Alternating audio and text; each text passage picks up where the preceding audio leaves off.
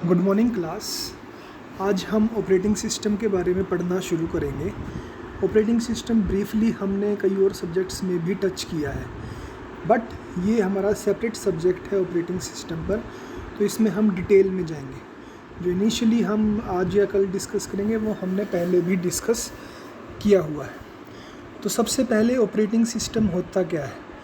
Operating system एक interface है computer user और कंप्यूटर हार्डवेयर के बीच में। इंटरफेस मीन्स एक तरह का जरिया। कंप्यूटर यूज़र ने कोई अपनी बात करवानी हो कंप्यूटर हार्डवेयर से, तो उसके लिए ऑपरेटिंग सिस्टम यूज किया जाता है। ऑपरेटिंग सिस्टम बेसिकली है कि अब ऑपरेटिंग सिस्टम एक सॉफ्टवेयर है जो सभी बेसिक मैनेजमेंट के टास्क करता है, जैसे कि file management, memory management, process management, handling input output, controlling peripheral devices etcetera. ठीक है।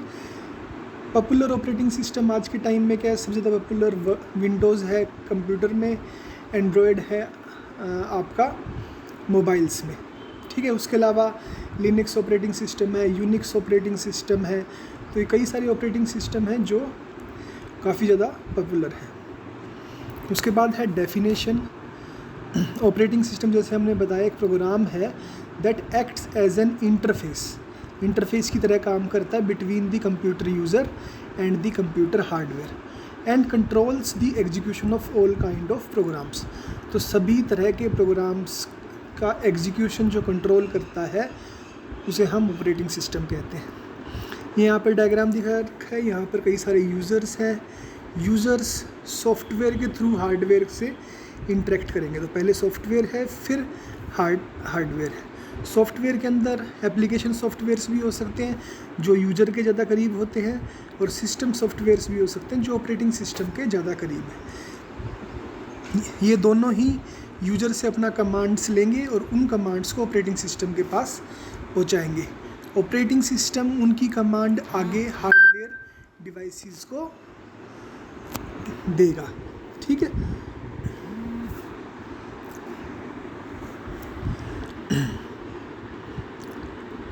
तो सम ऑफ द इम्पोर्टेंट फंक्शंस क्या क्या हैं, ये इनको हम वन बाय वन अभी डिस्कस करेंगे।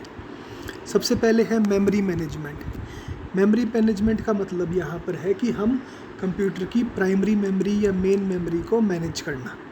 ठीक है। तो ये काम ऑपरेटिंग सिस्टम करता है। मेन मेमोरी को हम क्या कह सकते हैं? लार्ज एरे ऑफ वर्ड्स और बाइट्स। एक बहुत बड़ा एरे है वर्ड्स और बाइट्स का, जहाँ पर हर वर्ड या बाइट का अपना एक सेपरेट एड्रेस होगा। तो जो मेन मेमोरी है वो फास्ट स्टोरेज प्रोवाइड करती है जिसको सीपीयू डायरेक्टली एक्सेस कर सकता है। मेन मेमोरी इकलौती ऐसी मेमोरी है जिसको आपका सेंट्रल प्रोसेसिंग यूनिट या प्रोसेसर डायरेक्टली एक्सेस कर सकता है। किसी भी प्रोग्राम को अगर हमने एग्जीक्यूट करना है तो वो मेन मेमोरी में होगा, तभी वो एग्जीक्यूट किया जा सकता है, वरना वो एग्जीक्यूट नहीं किया जा सकता। तो ऑपरेटिंग सिस्टम मेमोरी मैनेजमेंट के लिए क्या क्या करता है? सबसे पहले तो वो प्राइमरी मेमोरी का ट्रैक रखता है कि कौन सा पार्ट यूज़ में है और किसके द्वारा यूज़ में है और कौन सा पार्ट यूज़ में नहीं है। सेकंड, मल्टी प्रोग्रामिंग में मेमोरी में एक से ज़्यादा प्रोग्राम हो सकते हैं, तो ऑपरेटिंग सिस्टम डिसाइड करता है कि कौन से प्रोसेस को मेन मेमोरी में जगह मिलेगी, कब मिलेगी और कितनी मिलेगी। तीसरा है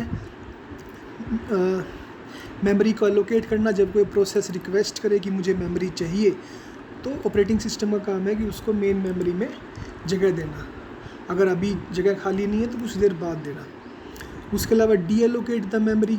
जब किसी प्रोसेस को मेमोरी की रिक्वायरमेंट ना हो या वो टर्मिनेट होने वाला हो, टर्मिनेट हो गया हो, ख़त्म हो गया हो, तो उस वक्त डी एलोकेशन करना पड़ता है।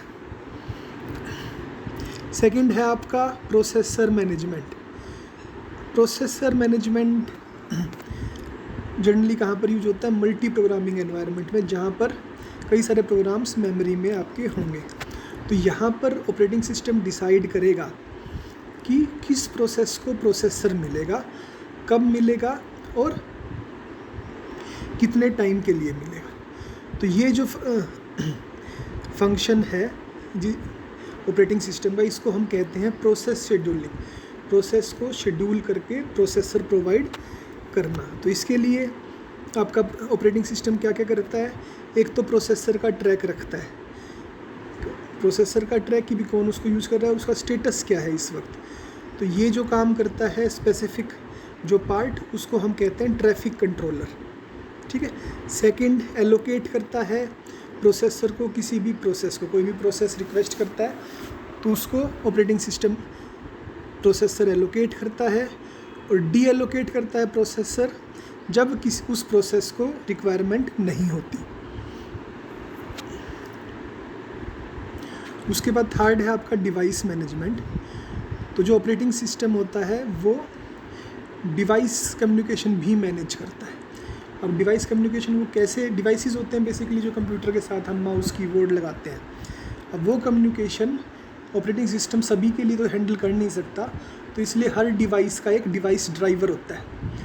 तो वो डिवाइस ड्राइवर एक कॉमन प्लेटफॉर्म देता है जिससे वो ऑपरेटिंग सिस्टम के थ्रू कॉन्टैक्ट कर सकता है। तो ऑपरेटिंग सिस्टम सभी डिवाइसेस को मैनेज करता है, किसकी मदद से, डिवाइस ड्राइवर्स की मदद से। हर डिवाइस का अपना एक अलग डिवाइस ड्राइवर होता है। तो यहाँ पर ऑपरेटिंग सिस्टम क्या करेगा, सबसे पहले तो सभी डिवाइसेस को ट्रैक करेगा। इसके लिए जो प्रोग्राम रिस्पॉन्सिबल होता है उसको हम कहते हैं आईओ कंट्रोलर। फिर डिसाइड करेगा कौन से प्रोसेस को डिवाइस कब मिलेगा और कितने टाइम के लिए मिलेगा। डिवाइस को एफिशिएंटली एलोकेट करना जब कोई प्रोसेस मांगे, और फिर उसको डी एलोकेट करना जब उसकी रिक्वायरमेंट ना हो। उसके बाद नेक्स्ट है आपका फाइल मैनेजमेंट। फाइल मैनेजमेंट जो है नॉर्मली हम डायरेक्टरीज़ या फाइल्स ईजी फाइल्स की फॉर्म में अरेंज करते हैं। मतलब टॉप में आपकी डायरेक्टरीज़ होंगी कई सारी, हर डायरेक्टरी में कुछ और डायरेक्टरीज़ हो सकती हैं और डायरेक्टरीज़ के साथ साथ कुछ फाइल्स भी हो सकती हैं, ठीक है। तो एक डायरेक्टरी में फाइल्स भी हो सकती है और दूसरी डायरेक्टरी भी हो सकती है। तो ऑपरेटिंग सिस्टम कैसे मैनेज करता है, एक तो सभी टाइप की इन्फॉर्मेशन का ट्रैक रखता है, लोकेशन, किस फाइल कौन सी लोकेशन पर है, कौन कौन उसको यूज़ कर रहा है, उसका करंट स्टेटस क्या है, इन सब चीज़ों को हम फाइल सिस्टम कहते हैं। फिर डिसाइड करना कि कौन सी फाइल किसको मिलेगी, एलोकेट करना, जब कोई रिक्वेस्ट करे तो रिसोर्सेज को एलोकेट करना, और जब काम ख़त्म हो जाए तो उसको डी एलोकेट करना। उसके अलावा कुछ और एक्टिविटीज़ भी होती हैं जैसे सिक्योरिटी, वो भी ऑपरेटिंग सिस्टम मैनेज करता है कंप्यूटर की सिक्योरिटी। तो वो हम कैसे मैनेज की जाती है, पासवर्ड की मदद से मैनेज की जाती है। तो पासवर्ड की मदद से कोई भी दूसरा यूज़र किसी दूसरे यूज़र का डाटे को, प्रोग्राम से डाटा को एक्सेस नहीं कर सकता। उसके बाद है control over system performance. Operating system क्या करता है, जब भी कोई काम हैपन हो रहा हो तो उसमें डिलेज़ को रिकॉर्ड करता है कि किसी भी काम करने में जब हमने रिक्वेस्ट दी और जब हमें रिस्पॉन्स मिला तो कितना टाइम लग रहा है, ज़्यादा टाइम तो नहीं लग रहा, अगर ज़्यादा टाइम लग रहा है तो किस कारण से लग रहा है। तो ये सारी चीज़ें भी ऑपरेटिंग सिस्टम मैनेज करता है। फिर जॉब अकाउंटिंग, ट्रैक रखना कि कौन सी जॉब कितने टाइम में हुई, कौन कौन से रिसोर्सेज उसने यूज़ करे, तो इसे हम कहते हैं जॉब अकाउंटिंग। फिर है error detecting aids. Error detecting aids में कई सारी टेक्निक्स होती हैं ऑपरेटिंग सिस्टम के पास, जैसे production of dumps, traces, error messages. तो इनकी मदद से एरर को डिटेक्ट किया जा सकता है कंप्यूटर में।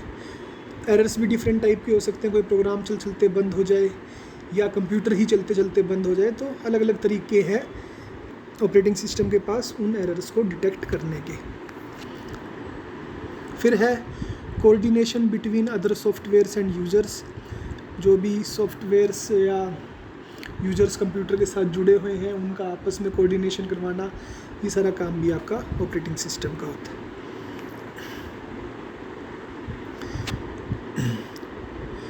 उसके बाद है आपका कैरेक्टरिस्टिक ऑफ ऑपरेटिंग सिस्टम। ये जनरली हमने अभी डिस्कस किए हैं जो पॉइंट्स वही हैं। एक तो ऑपरेटिंग सिस्टम की मदद से हम प्रोटेक्टेड और सुपरवाइज़र मोड में काम कर सकते हैं। मतलब कोई प्रोटेक्ट भी कर रहा है, अगर हमने कोई ऐसा गलत काम कर दिया तो कंप्यूटर हमें, ऑपरेटिंग सिस्टम हमें वो चीज़ करने से रोकेगा। उसके अलावा हम सेकेंडरी डिस्क को एक्सेस कर सकते हैं, फाइल सिस्टम्स को एक्सेस कर सकते हैं, डिवाइस ड्राइवर्स को यूज किया जा सकता है, अपने प्रोग्राम्स को एग्जीक्यूट कर सकते हैं। मेमोरी मैनेजमेंट की जाती है, प्राइमरी मैनेजमेंट। वर्चुअल मेमोरी एक कंसेप्ट होता है जहाँ पर प्रोग्राम कंप्यूटर की मेमोरी इतनी नहीं होती कि वो उस प्रोग्राम को एक साथ रन कर सके, बट ऑपरेटिंग सिस्टम के वर्चुअल मेमोरी कंसेप्ट की मदद से ये बड़ा प्रोग्राम भी आप छोटी मशीन पर रन कर सकते हैं। मल्टीटास्किंग, एक टाइम में कई सारे काम करना, इनपुट आउटपुट ऑपरेशंस हैंडल करना, फाइल सिस्टम को मैनिपुलेट करना, एरर डिटेक्शन, तो ये सारे कैरेक्टरिस्टिक्स हैं किसी भी ऑपरेटिंग सिस्टम के। हिस्ट्री, ब्रीफ हिस्ट्री डिस्कस कर लेते हैं। सबसे पहले लेट 1950s में आपका पहला ऑपरेटिंग सिस्टम डेवलप हुआ था, वो टेप स्टोरेज पे डेवलप हुआ था। जनरल मोटर रिसर्च लैब ने डेवलप किया था 1950s में, और उस अपने कंप्यूटर के लिए डेवलप किया था जिसका नाम था IBM 701। मिड 60s में ऑपरेटिंग सिस्टम डिस्क को यूज करने लगे, सेकेंडरी डिस्क, हार्ड डिस्क जो हम कहते हैं।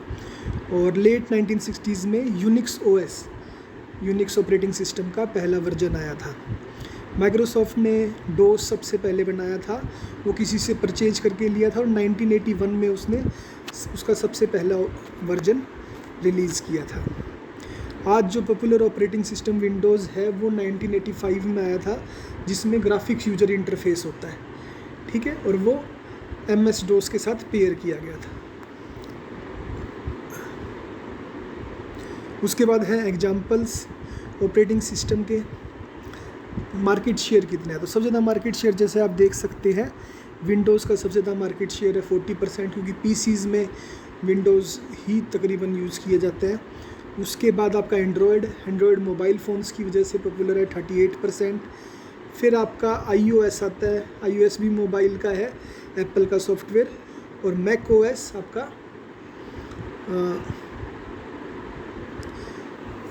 PCs के लिए एप्पल के PCs में आपका यूज़ किया जाता है। तो आज हमने यहीं तक करेंगे, ब्रीफ डिस्कशन किया है। कल हम टाइप ऑफ ऑपरेटिंग सिस्टम को डिस्कस करेंगे। Thank you.